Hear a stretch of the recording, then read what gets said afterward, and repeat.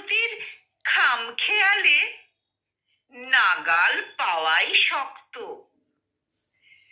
পুজো তাকে করতে হবে সপ্তাহে 7 দিনই। তাই বলে যে তুষ্ট হবেন তেমন তো না নিনি। সন্ধে সকাল রাত দুপুরেও সাধতে হবে তোমায়।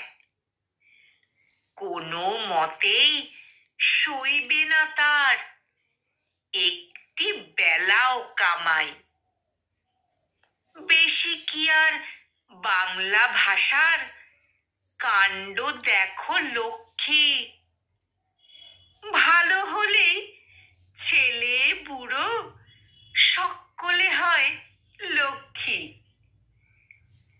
পাপ্পা যখন পড়তে বসে বেলুন বাঁশি ফেলে, তখন তারে কেউ কি বলে সরস্বতী ছেলে?